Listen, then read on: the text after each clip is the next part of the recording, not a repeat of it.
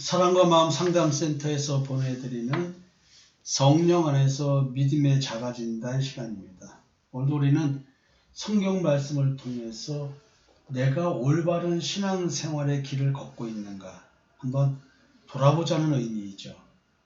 우리는 내 신앙이 올바른지 올바르지 못한지, 성경에서 말하는 신앙생활을 하고 있는지 이 점검을 제대로 안 하고 있습니다. 어쩌면 우리는 그냥 교회를 습관적으로 다니고 있으면서 또 교회에서 이야기하는 기독교적 가치, 그 가치를 실행하고 살고 있으면, 예를 들어서 새벽 기도 나오고 수요일, 금요일, 주일 예배를 빠지지 않고 나온다고 한다면, 그리고 내가 그리 도덕과 윤리적으로 양심의 가책을 받을 일을 안 하고 살고 있다고 한다면 우리는 내 신앙에 별 문제가 없다고 생각하고 살 확률이 매우 높습니다. 로마서에서 바울은 왜 정죄라는 단어를 쓰면서 우리가 받아야 될 복과 연관해서 얘기를 할까요? 우리는 로마서 4장에서 믿음에 대한 얘기를 하면서 아브라함의 행위에 대한 얘기를 합니다. 그리고 할례에 대한 얘기를 하고 있습니다. 진정한 믿음이 무엇인가? 할례 행위 이전에 아브라함은 믿음의 의로움이라는, 하나님께서 의롭다고 칭하는 할례 이전에 그걸 받았다는 얘기를 하는 거예요. 그리고는 바울은 뭐냐면 시편 32편의 이야기를 얘기를 합니다. 허물의 사함을 얻고 그 죄의 가림을 받은 자는 복이 있도다. 마음에 간사가 없고 여호와께 정죄를 당치 않는 자는 복이 있도다. 율법적 신앙생활, 율법을 문자대로 행위로 철저히 준수하는 사람은 반드시 여호와께 정죄를 당합니다. 한 개라도 어기면 죄를 지은 자로 평가를 받는다는 얘기죠. 근데 여기서 허물의 사함을 얻는다. 죄의 가림을 받는다. 이게 무슨 말일까요? 불법이 사함을 받는다. 내가 저지른 불법, 내가 행한 죄, 이걸 용서받는다는 얘기 아니에요. 주께서 그 죄를 인정하지 아니하실 사람은 복이 있도다. 내가 죄를 범했는데 하나님이 나를 죄를 범하지 않은 사람으로 평가해 준다는 거 아니에요. 야, 이게 어마어마한 얘기를 하고 있어요.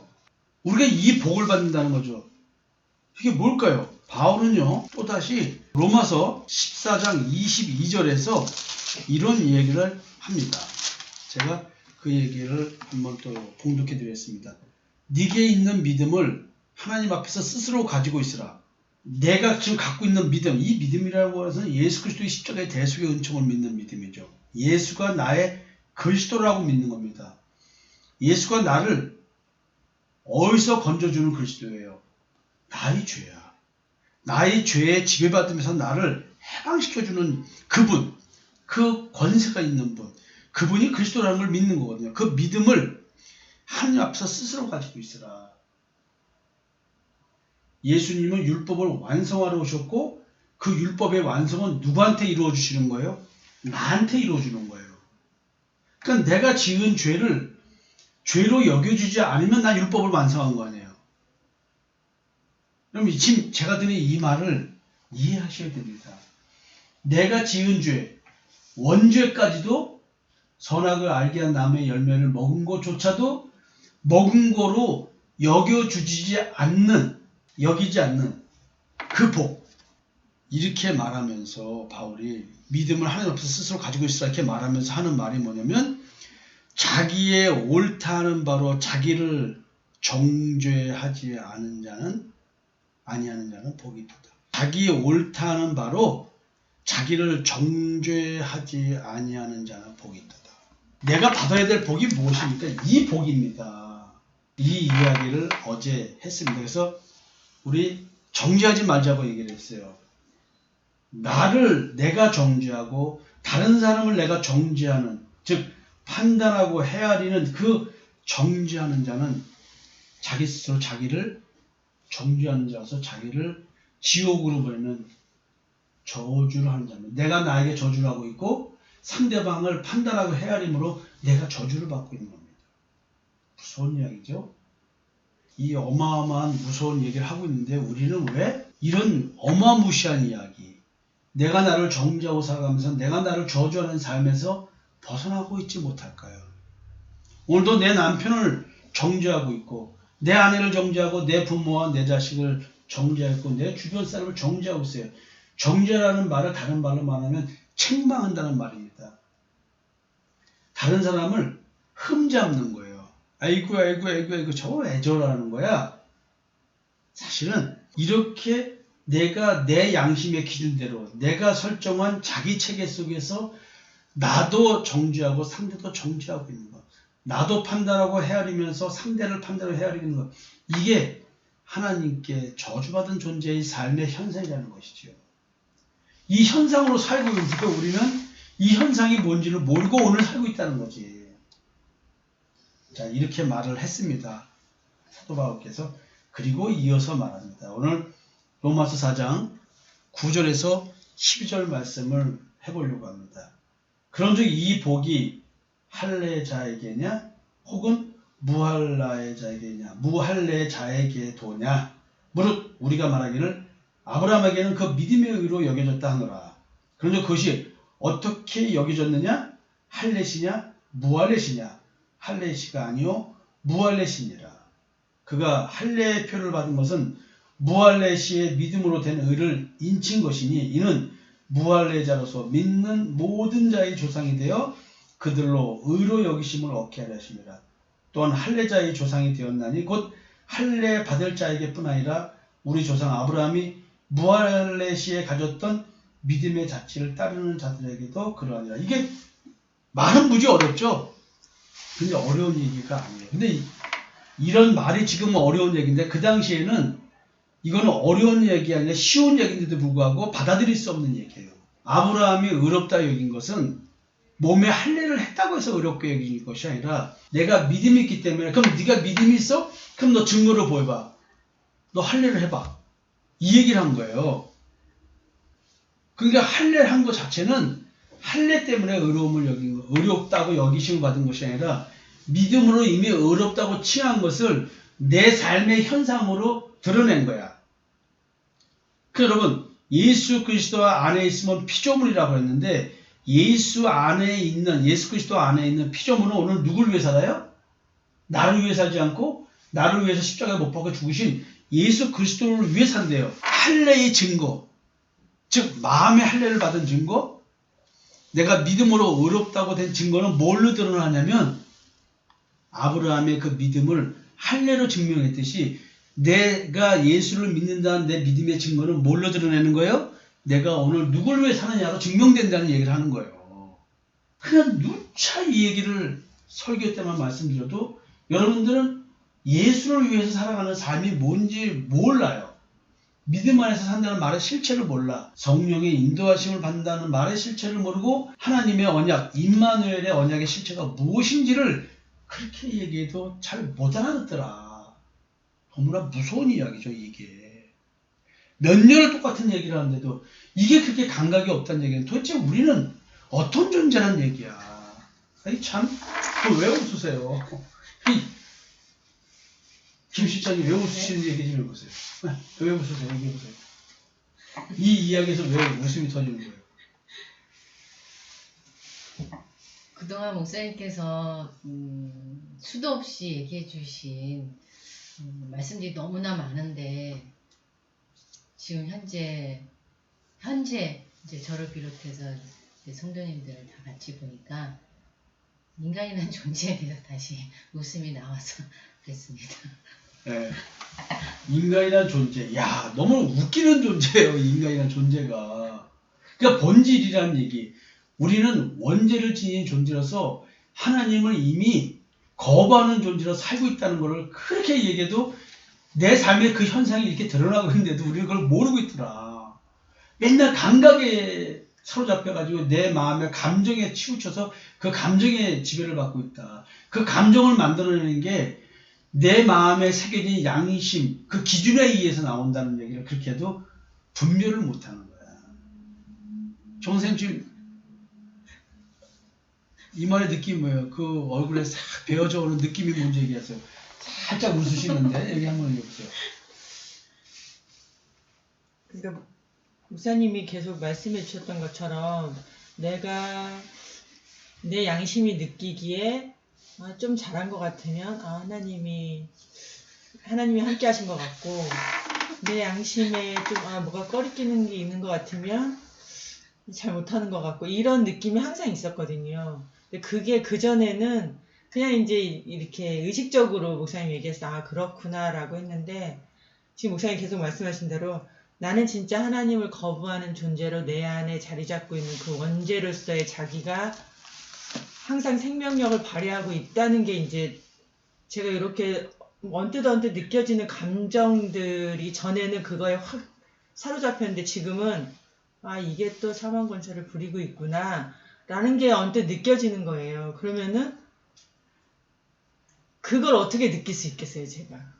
절대 느낄 수 없는 건데, 목사님이 계속 진짜 하나님을 거부하는 존재인 원죄로서의 나를 갖고 있는 저에게 끊임없이 말씀해 주셔서 이제는 조금 진짜 내가 진짜 그런 존재구나 라는 거를 또 전에처럼 또 의식적으로 알고 그게 제 마음에 새겨지기를 그냥 진짜 제가 딱 여기 앉았을 때 기도했거든요. 하나님 말씀이 들렸으면 좋겠어요.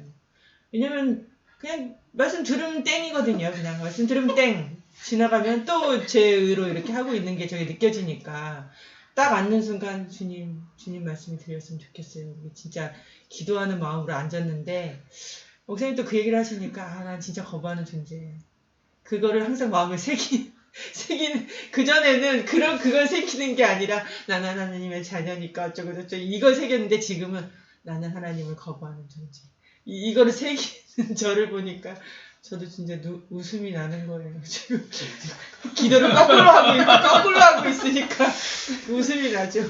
보세요. 지금 이제 권사님이 중요한 용어를 썼어요. 지난번에 이제 생명력 얘기하면서 자아 존중감, 자기 가치관 얘기를 하면서 생명력에 대한 얘기를 했는데, 사망 권세. 자, 사망 권세가 뭐야? 사망이 내게 생명력으로 드러나는 거야. 그 말은 뭐냐면 나를 움직이게 만들고 내가 느끼고 있고 내가 올바르게 살아갈 때 이 자체가 사망 권세가 발휘돼서 사망의 생명에 나를 살아있는 걸로 착각하게 만들고 있었다는 이야기. 이 사람들이 이걸 모르는 거야. 사망의 열매가 맺을 수밖에 없는 그 생명력이 내게 드러나고 있는 거예요. 이게 말이 어려운 얘기죠. 이게 이 말이? 어려운 얘기죠. 그리고 오늘 아침에 와서 이렇게 예진이하고 차 한잔 마시면서 우리 얘기 나눈 게 뭐냐면요. 선에 대한 얘기를 한 거야. 자, 예수님은 그래서 선한 분은 오직 하나님 한 분이시라 했어요. 우리는 뭐같이 된 사람이에요? 하나님과 같이 됐으니까 오늘도 내가 나에게 선이 있다고 착각하고 살아가는 사람이야. 선하다고 느끼게 만드는 게 뭐냐면 내가 옳다고 하는 바로 말하고 행함으로써 내가 선하다고 착각하고 있는 거야.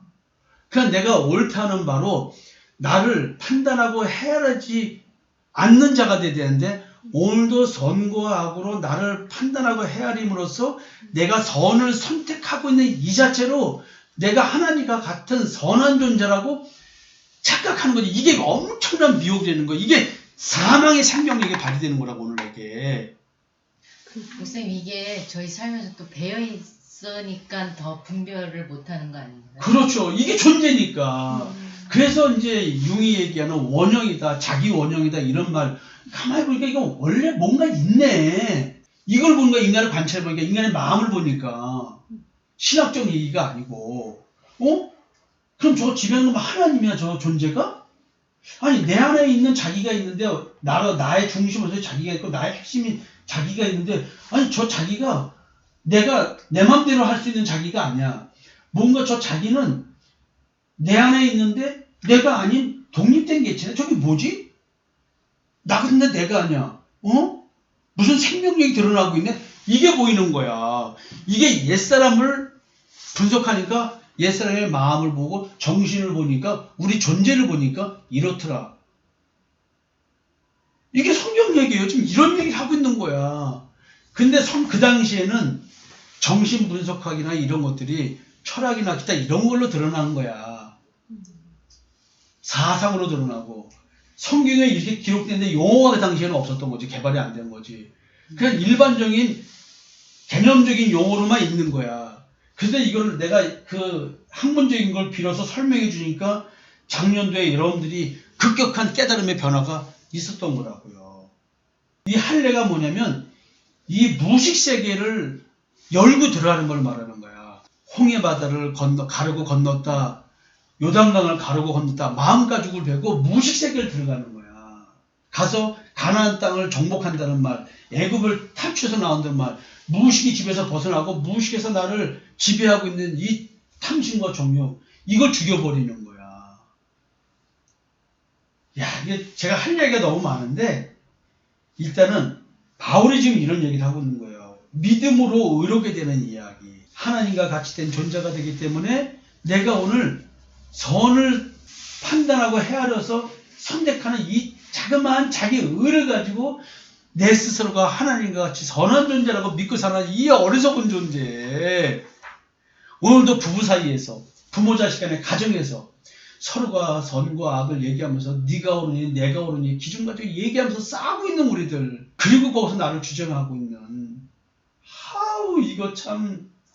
그동안에 목사님 많이 힘드셨겠구나. 이 부분이 목사님께서는 다 분별이 되시는데 저희는 배어있는 거라 분별 자체가 안 되잖아요. 그렇죠.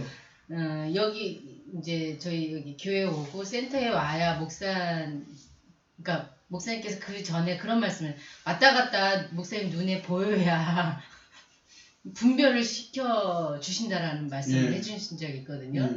이게 배어 있는 거라 내 자신은 모르잖아요. 그럼요. 예. 그게 익숙해져 있기 때문에. 예.